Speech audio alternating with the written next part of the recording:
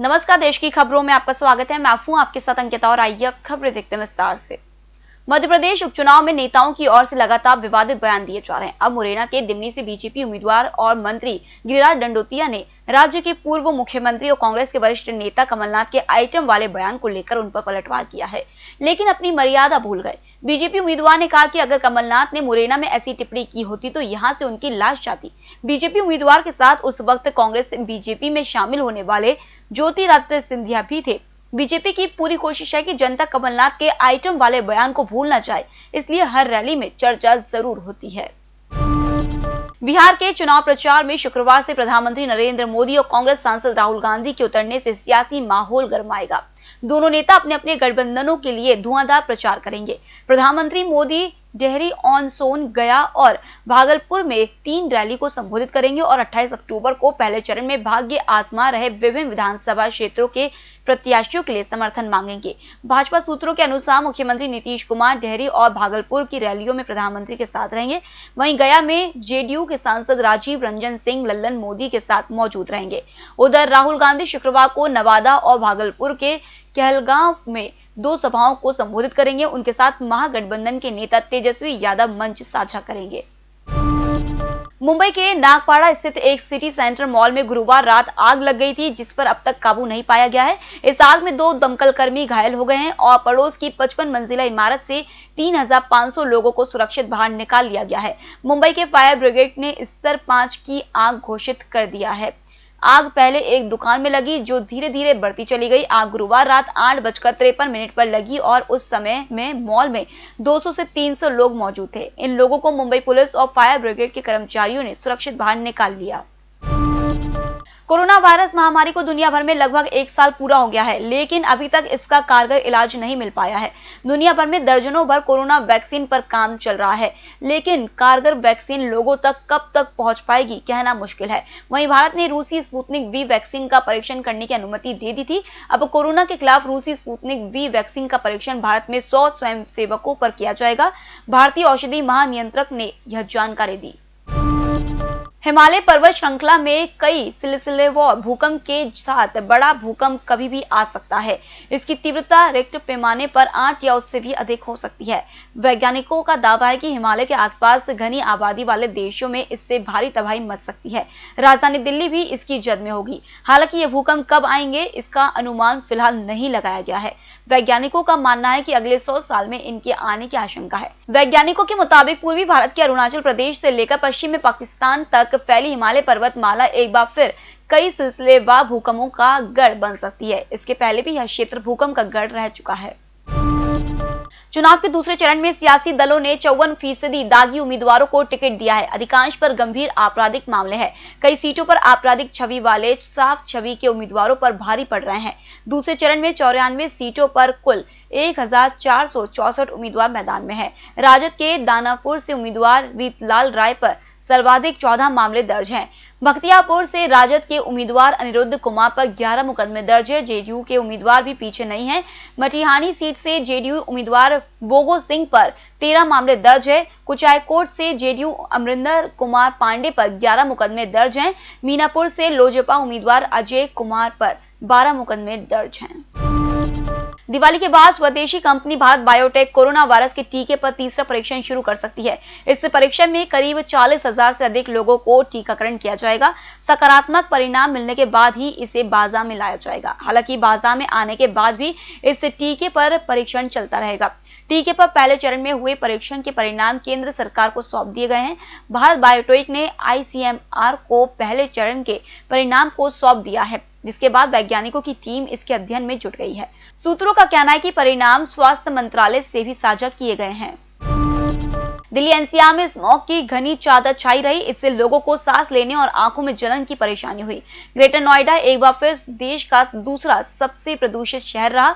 यहां वायु गुणवत्ता सूचकांक 328 दर्ज किया गया। वहीं नोएडा में QI 308 दर्ज किया गया। हवा चलने के कारण पिछले 4 दिन तक नोएडा और ग्रेटर नोएडा की हवा में सुधार हुआ था, लेकिन गुरुवार को फिर पहले जैसे हालात हो गए।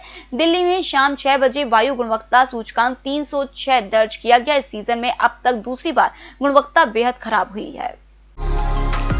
होटल गौरीशी भोपाल शहर के बीचों बीच स्थित ठहरने की सर्व सुविधा युक्त जगह है। Room available in affordable prices. और facilities free wifi, AC, TV, parking, security, lift, full sanitised room, toiletry kit. Hotel Gaurishree, hall number 8, Chittor complex, MP Nagar, zone 1, Bhopal. Phone number 7898128620। एक दिन के लिए जिलाधिकारी बनी इकरा बी के गुरुवार को कलेक्ट्रेट में कुर्सी संभालने के दौरान ही बरेली से आई विजिलेंस टीम ने कृषि विभाग के बाबू मनोज सक्सेना को 12,000 रुपए रिश्वत लेते गिरफ्तार किया। ऐसी कार्रवाई की अनुमति विजिलेंस टीम को नियमानुसार डीएम से लेनी होती है। इस मामले में विजिलेंस को अनुमति के कागजों पर डीएम अनंजय कुमार सिंह ने ही हस्ताक्षर किए, लेकिन मौखिक अनुमति इकरा बी से दिलाई। एम जिलाधिकारी आजने कुमार सिंह ने कहा, लिखित अनुमति तो मैंने ही दी थी, लेकिन उस वक्त यूपी बोर्ड में 12वीं की जिला टॉपर इकरा भी डीएम की कुर्सी पर थी, लिहाजा रिश्वत का मामला पकड़े जाने का श्रेय इकरा के खाते में जाता है।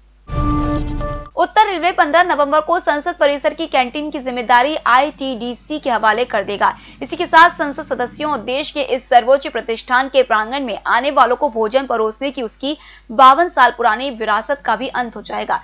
संसदीय कैंटीन में 1968 से खाना परोस रहे उत्तर रेलवे को लोकसभा सचिवालय की तरफ से एक पत्र लिखा गया है। इस पत्र में उत्तर रेलवे को 15 नवंबर तक अपना सामान समेटकर कैंटीन की जिम्मेदारी भारतीय पर्यटन विकास निगम के हवाले कर देने का आदेश दिया गया है। पंजाब और हरियाणा में जलाई जाने वाली पराली ही नहीं, राजधानी की आबो हवा कूड़े के ढेर में लगी आग भी बिगाड़ रही है। प्रदूषण स्तर बढ़ने के साथ ही दमकल विभाग के पास कूड़ा जलने की कॉल भी बढ़ गई है। अक्टूबर के शुरुआती 20 दिनों में ही 464 कॉल की गई, जबकि आम दिनों में इनकी संख्या बेहद कम होती है। दमकल विभाग के अधिकारियों का कहना है कि दिल्ली की तीनों लैंडफिल साइट गाजीपुर, भलसवा और ओखला में आम दिनों में कूड़े में आग लगी ही रहती है। इससे सर्दियों में लैंडफिल साइट्स के आसपास कई किलोमीटर दूर तक धुएं के बादल छा जाते हैं। भारत समेत पूरी दुनिया इस साल की शुरुआत से ही कोरोना महामारी से लड़ने में जुटी है। आंकड़ों के मुताबिक महामारी के बीच भी भ्रष्टाचार नियामक संस्था लोकपाल को अप्रैल से सितंबर के बीच 55 शिकायतें मिली। इनमें 3 शिकायतें सांसदों के खिलाफ थी। ऑफिशियल डेटा के मुताबिक इनमें 22 शिकायतें ग्रुप ए और बी कैटेगरी के केंद्र सरकार के अधिकारियों के खिलाफ है। 26 शिकायतें अलग अलग बोर्ड, निगमों, ऑटोनोमस बॉडी के मेंबर्स और स्टाफ के खिलाफ थी, जिसे आंशिक या पूर्ण रूप से केंद्र सरकार द्वारा फाइनेंस किया जाता है। वहीं 4 अन्य कैटेगरी के खिलाफ है। देश में कोरोना के बढ़ते मामलों के बीच केंद्र सरकार ने 130 करोड़ की आबादी तक वैक्सीन पहुंचाने के लिए खाका तैयार कर लिया है।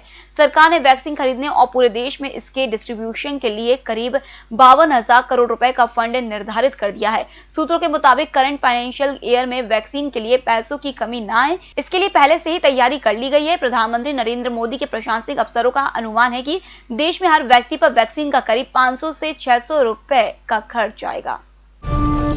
अगर आप लाइफ इंश्योरेंस पॉलिसी ले रहे हैं तो यह आपकी जिम्मेदारी है कि आप बीमा कंपनी को अपनी बीमारी से जुड़ी सभी और सही जानकारियां दें। ऐसा ना करने पर बीमा कंपनी की ओर से दावा खारिज किया जा सकता है। ऐसे ही एक मामले में सुप्रीम कोर्ट ने गुरुवार को एक अहम फैसला सुनाया। जस्टिस DY चंद्रचूड़, इंदु मल्होत्रा और इंदिरा बनर्जी की पीठ ने कहा है कि बीमा का अनुबंध भरोसे पर आधारित होता है। कोई व्यक्ति जीवन बीमा लेना चाहता है तो उसका यह दायित्व है कि वह सभी तथ्यों का खुलासा करे, ताकि बीमा कंपनी सभी जोखिमों पर विचार कर सके। भारतीय नौसेना की महिला पायलट्स का पहला बैच ऑपरेशनल हो गया है। पहले बैच में शामिल तीनों महिला पायलट्स डॉर्नियर एयरक्राफ्ट उड़ाएंगी। इनकी पोस्टिंग सदर्न नेवल कमांड के तहत कोची में की गई है। तीनों पायलट्स के नाम लेफ्टिनेंट दिव्या शर्मा, लेफ्टिनेंट शुभांगी स्वरूप और लेफ्टिनेंट शिवांगी है।